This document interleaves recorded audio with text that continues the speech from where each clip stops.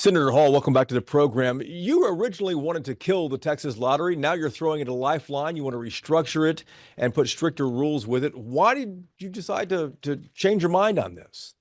Well, I didn't exactly change my mind, but it brings in about $3 billion roughly um, at that for the budget.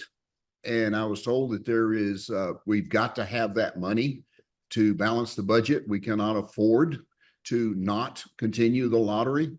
And so I'm doing the next best thing because I would not get agreement to let a bill go forward that would actually end the lottery.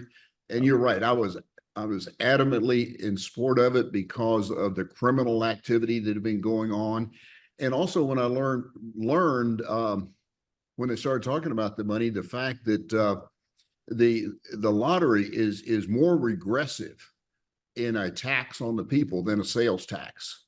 And for those who remember when the lottery first was brought into being, it was created as an alternative to increasing the sales tax for funding schools. They said, oh, sales tax is just too regressive. And so let's do the lottery. But the data shows that the majority, significant majority of the lottery money comes from the low income communities. Very little money comes from the Highland Park areas of Texas.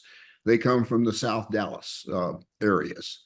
And it is far more regressive, but it's still money that's needed to fund our schools. And so they said we need to at least try a reform for the next 2 years. And so what we're going to do is we're going to move it. We're going to dissolve the Lottery Commission. We're going to move responsibility over in TDLR. Texas Department of Licensing and Regulation would handle it. Yes, sir. And we're requiring them to go back to the basic rules of when the lottery was first established, to eliminate the electronic interface, eliminate any kind of internet or telephone use, put it back into place, tight restrictions on age and in-person purchase of tickets in a brick and mortar facility, to trying to get back to where it originally was intended to be. Senator, tell us how all this kind of unfolded. Last time you and I spoke, you were intent on getting rid of the lottery. Did people catch in the hallway, Lieutenant Governor, the governor, the other members of the legislature, and say, listen, we actually need this cash for our budget? Well, in Finance Committee, it's what was brought up. It said, we're not going to be able to balance the budget without that money. We're going to have to find some other way to do it, because abolishing it will take away about roughly $3 billion over the biennium. In that we've got, I think it's somewhere around 25 to 30 million go to the veterans out of the lottery. And then about 1.3 billion each biennium goes to public schools, which incidentally funds about 3 calendar days a year.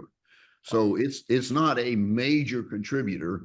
And in my view, the amount of money that it does have is going to pale in significance compared to what you're going to see in school funding when it's finally released, which is going to be a significant increase in school funding. Yeah, I want to ask you about that in just a moment here, but let me make sure I understand. We have just a couple of weeks left here in the legislature. Something has to be done about the lottery. Is this bill going to pass out of the Senate and go over to the House? What happens if it isn't passed? Well, if this doesn't pass, there are a couple of other bills. I do still have a bill to end the lottery. It's in committee. The bill to move it was voted out of committee last night.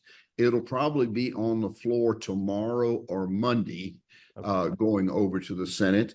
It will sunset the Lottery Commission in 2 years. Gives them a 2-year extension, moves them into the commission, and puts a number of other restrictions on what they can do in sales and operations and personnel and things of that nature. But we still have the sunset bill that could be used to rein them in. So with time running out in the legislature, how do you expect the lottery's future to unfold over the next couple of weeks? I really think as a minimum, the bill, our SB 3070 will probably pass. We've got time. We're in reasonably good shape. If we get it off the floor tomorrow or Monday. I think there's a recognition throughout the legislature that we have to do something. I don't think there's as much as exposure that there has been on the problems with it, that I think it'll get the right attention to go through as the best solution at this And time. I'm sorry to interrupt there, Senator. The House has to pass this. What happens if the House doesn't pass the bill, even after it leaves the Senate? Well, we still have the sunset. And of course, if we don't pass the sunset and we don't put them in the safety net bill, Right. then they come to an end. Wow. Okay. So time is of the essence with this then. Right. Yeah. So and right now, I don't believe that they're in the sunset net. Yeah. And I believe the sunset bill kind of does the same thing, or could easily do that by the time it's passed. Or we don't pass it. We don't pass it. They were sunsetted. That was the purpose of sunset. Is the idea is to determine whether we're going to continue it. See, sunset isn't determined if we're going to terminate an organization. The purpose of sunset is to determine whether they're going to continue or not. Yeah. And so they are going out of business if sunset doesn't pass, unless there's something done at the executive level in an executive order to extend them. Gotcha. You brought up public school funding a moment ago. HB 2, House Bill 2, is the public school funding bill that came out of the House. This is the other big one that's going down to the wire here. School districts have said loudly to anybody who will listen, they need more money per pupils. What are you telling your superintendents in your district right now? Because the Senate has another idea on how to fund public schools. I think they need to just keep their powder dry. The Senate and the House have been working closely together. I think they've come to pretty much an agreement on the funding, and it's not a matter of whether there's going to be an increase or not. It's going to be how much it is, and how to determine the distribution throughout the state. As you well know, we have different circumstances in this very large state. We have from rural to inner city schools. And I think we're going to see funding increase, pay increases for teachers, separate from the school funding increases, changes in the allotment that will allow the schools to have a little more flexibility in how they use that money with a little bit more, and an overall increase. I don't have the numbers right now, but Sure. the last review that I saw of it, I felt very optimistic that, I mean, you're going to have plenty of people that too much money would never be enough for them. Those folks will never be satisfied, but I think you'll see a significant increase. School districts say they are in an existential crisis when it comes to funding. What do you say to that? Do you buy that? You talk to a lot of these folks. I think there are some areas in which there is a legitimate concern of how our economy has moved. It's not the same throughout the state. I think there are some areas where people took some of the extra money that came in as a result of COVID and did not wisely spend it. They operated like some of the agencies have done in the past, where there was a surge of money and all of a sudden they took that as a ongoing increase when it was intended to cover current extra expenses as a result of the crisis. And then they adopted a policy. Oh yeah, we've got more money now, so we can continue to spend it. You've got some that have gotten themselves in a box by doing that, and others have some circumstances where population changes have had an impact on some other economic changes. So there's a variety of reasons that some schools have more of an issue than others. How big of a deal do you think public school funding is right now? Because we're hearing both sides of this, and like you said a moment ago, keep your powder dry. Let us work through the details over the next couple of weeks here. How serious is this issue for public schools across the state? I think it's important that we fund our schools, and we always have. You can remember close to 60% of our budget goes to funding schools. I mean, if you take just school funding and medical, you're almost hitting about close to 80% of all of what we spend.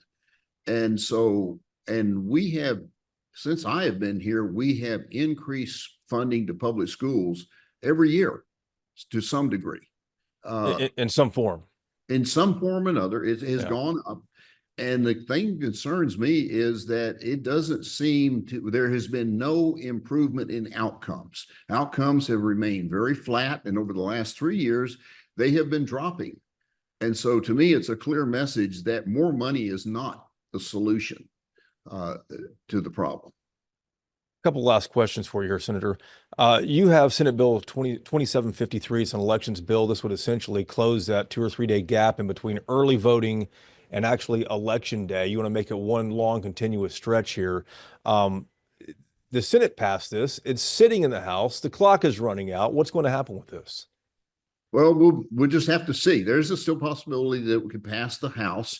I do know it is supported by the governor's office, and it does have some of the leadership support of this, because it solves one of our major problems that we've had, and that was exposed with countywide voting, with people voting outside of their district. It's possible to actually determine how people voted. And we're guaranteed constitutionally to have ballot secrecy. So that will solve that problem. And it solves the other problem of confidence in the vote accuracy, that by having that single period, which 21 other states do that already. There are 21 other ones that do this. We're able to run what's called a zero tape just before the polls open on the first day of voting. And then as soon as the polls close on election day, you can run the results tapes and instantly know what the total in-person voting was in every polling location before machines are moved, or before there's a chance for an error to occur or for somebody to do something untoward. And so it's and it reduces the effort for the counties. They don't have to change out voting equipment. They got one set of equipment they can use, one set of procedures. And it removes the confusion of when does early voting start and when does it end and when's election day and so on. It truly simplifies the process. With just a couple of weeks left in the legislature here, do you have any remaining priorities you're really trying to push across the finish line? Well, those are the two that would like to get the elections. We certainly have a bill that I've worked on ever since I got here, trying to protect our electrical grid from both natural and man-made threats. I think that's about to come out of committee in the House, and I do think we've got support for that. It matches with the governor's executive order earlier in the year he put out to TDM, our emergency management folks, to look at our critical infrastructures and determine what needs to be done, prioritize them. And they did do that, and they came out as their #1 item in our critical infrastructure that needs to be protected is our electrical grid, because it's people don't realize how important electricity is, but the only thing more important is air, because you'll live longer without food and water than you will without electricity. They don't realize it until they don't have it, right? That is correct. Usually how it goes. Yuri helped bring that point home. Yeah, it helped all of us reset here. Yes. You have been there in the Senate for 10 years. You're up for reelection next year. Do you plan to run for reelection? Yes, sir. I certainly do. All right. Senator, it's always good to see you, sir. We appreciate the time. Thank you very much. Always a pleasure to be on with you. God bless you.